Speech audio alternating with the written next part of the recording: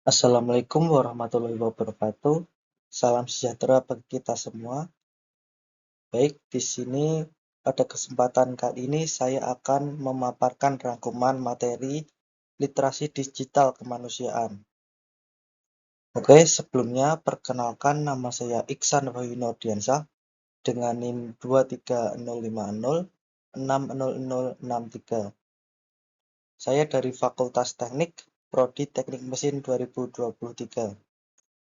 Oke, pada bahan ajar mata kuliah yang pertama yaitu hubungan manusia dan teknologi, kemudian yang kedua adalah dampak negatif dan positif teknologi, ketiga konsep dan pemanfaatan IoT dan Big Data, keempat konsep dan pemanfaatan AI, kemudian yang kelima adalah konsep dan pemanfaatan e-commerce, dan yang keenam etika dunia cyber, dan yang terakhir adalah aturan hukum tentang informasi dan transaksi elektronik.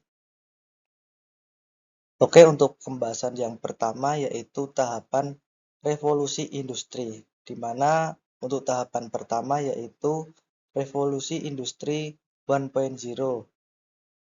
pada tahun 1760 sampai 1840, di mana ditandai dengan penemuan mesin uap dan mekanisme produksi, kemudian beralih dari produksi manual ke mesin, terus penggunaan bahan batu bara sebagai sumber energi, dan yang terakhir berkembangnya industri tekstil dan transportasi kereta api.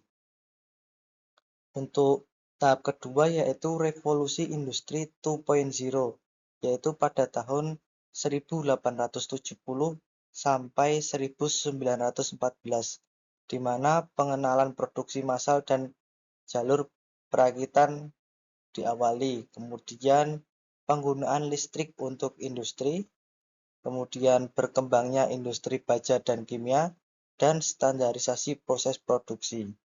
Kemudian untuk tahap ketiga yaitu revolusi industri 3.0, yaitu antara tahun 1960 sampai 2000-an, di mana pada tahapan ini terdapat otomatisasi penggunaan elektronik dan teknologi informasi, kemudian penggunaan komputer dan internet, kemudian berkembangnya robot industri, dan produksi dapat diprogram dan dikontrol secara digital. Kemudian tahap selanjutnya yaitu revolusi industri 4.0, di mana terdapat pada tahun 2000-an sampai sekarang, yang memuat antara lain integrasi sistem fisik cyber, kemudian IoT, kemudian cloud computing, kemudian artificial intelligence dan machine learning, kemudian big data dan smart factory dan otomatisasi pintar. Kemudian untuk tahapan terakhir yaitu revolusi industri 5.0, yaitu yang sedang berkembang, di mana fokus pada kolaborasi manusia dan mesin, personalisasi produk dan layanan, teknologi yang berpusat pada manusia, dan berkelanjutan dan dampak lingkungan. Kemudian yang terakhir integrasi society 5.0.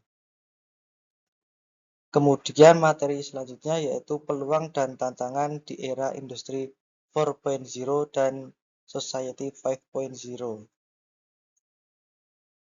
Untuk yang pertama yaitu peluang industri 4.0, di mana yang pertama yaitu ekonomi digital, berkembangnya e-commerce dan marketplace, kemudian kemudahan transaksi digital dan fintech, kemudian munculnya model bisnis baru berbasis platform, dan peluang UMKM untuk go digital. Kemudian yang kedua yaitu efisiensi produksi.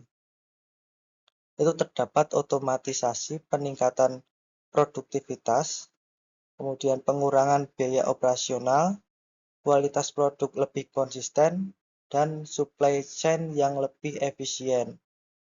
Kemudian yang ketiga yaitu inovasi dan kreativitas. Peluang pengembangan produk baru, customizing produk lebih mudah, akses teknologi lebih terjangkau, dan kolaborasi lintas sektor lebih mudah.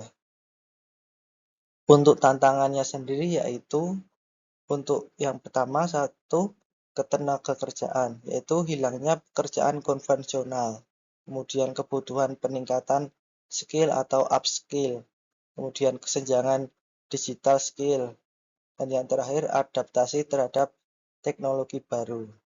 Untuk yang kedua berkaitan dengan keamanan cyber, di mana terdapat risiko peretasan data, kemudian keamanan transaksi digital, kemudian privasi data pengguna, dan risiko ketergantungan pada sistem digital.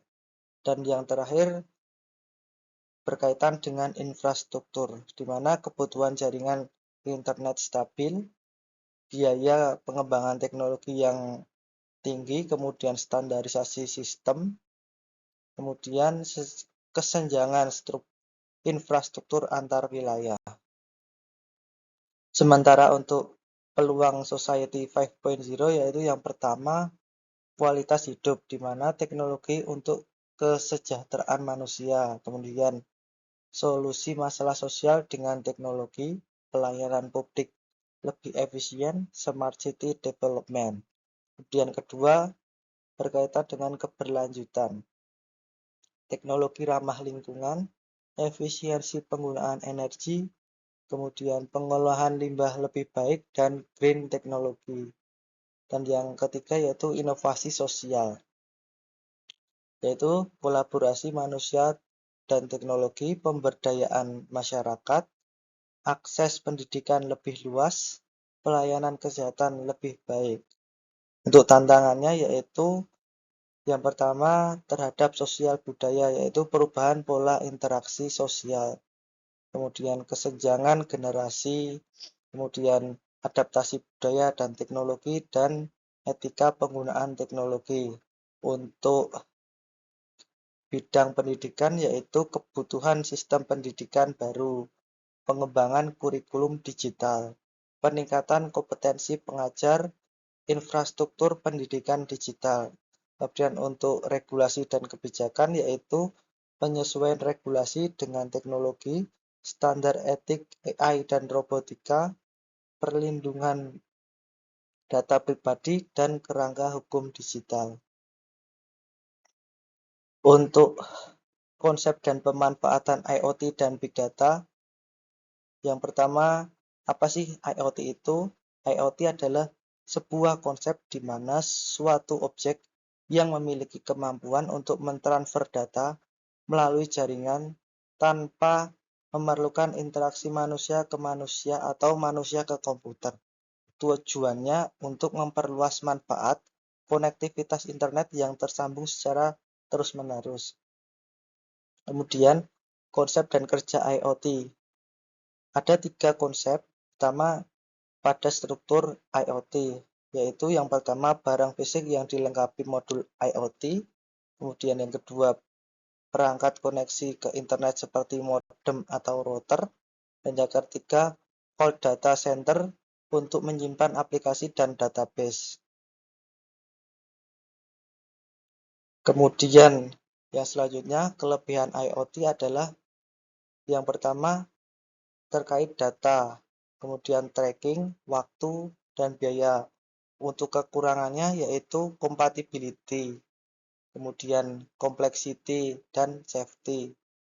Kemudian untuk pemanfaatannya seperti pada gambar, yaitu antara lain seperti smart energy, smart city, smart healthy, smart living, smart industry, animal tracking, smart agriculture, smart home, smart transportasi, dan lain sebagainya. Kemudian untuk konsep AI dan pemanfaatannya.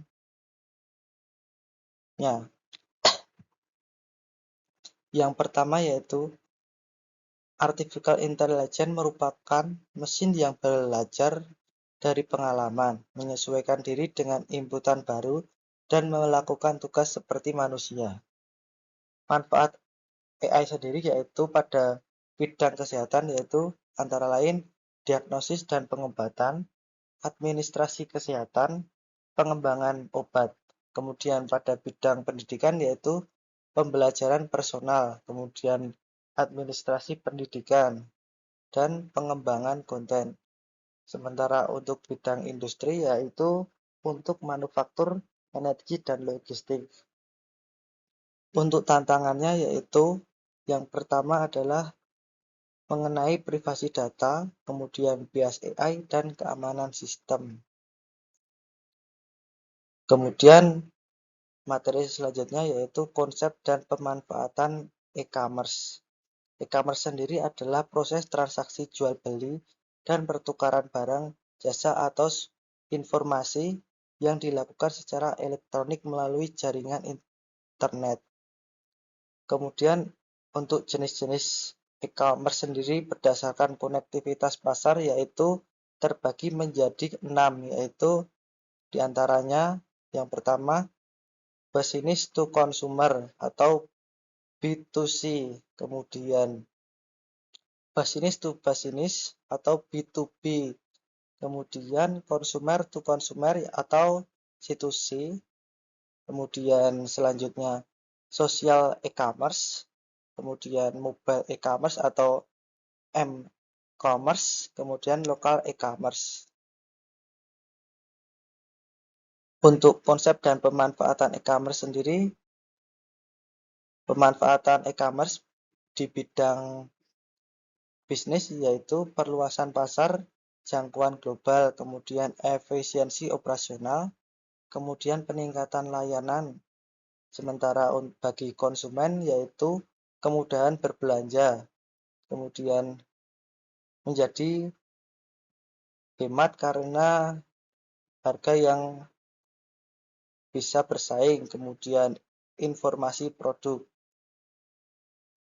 Kemudian materi selanjutnya yaitu etika dunia cyber. Definisi cyber etik atau etika cyber adalah etika atau aturan dalam penggunaan internet di media sosial, di mana penggunaan harus menjaga etika atau mengikuti aturan yang berlaku dalam penggunaan media sosial. Untuk permasalahan atau penyalahgunaan yang sering terjadi di media sosial, diantaranya yaitu seperti banyaknya orang yang membuat atau membagikan berita palsu, kemudian penipuan oleh akun toko online, seperti menyamar menjadi pihak tertentu untuk mendapatkan keuntungan sendiri, kemudian hacking atau peretasan, kemudian cyber harassment atau pelecehan. Untuk poin selanjutnya yaitu pencemaran nama baik karena menjelek-jelekan nama seseorang di media sosial, kemudian menyebarkan privasi seseorang, dan lebih parah lagi terjadi kasus bullying di dunia nyata.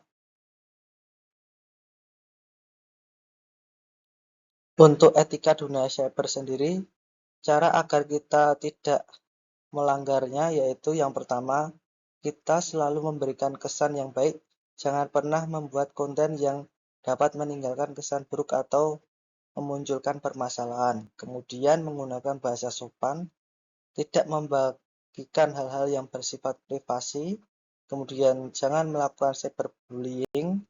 Kemudian kelima yaitu tidak menjiplak atau mengcopy karya orang lain, dan yang terakhir tidak menggunakan caps lock secara berlebihan. Untuk aturan hukum tentang informasi dan transaksi elektronik di Indonesia sendiri diatur pada UU ITE.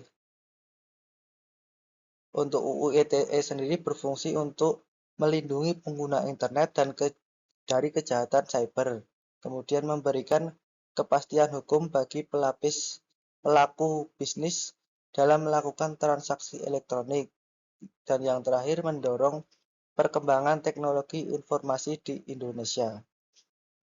Di Indonesia sendiri terdapat 3 regulasi hukum terkait ITE, yaitu UU Nomor 1 Tahun 2024 tentang perubahan kedua atas Undang-Undang Nomor 11 Tahun 2008 tentang informasi dan transaksi elektronik.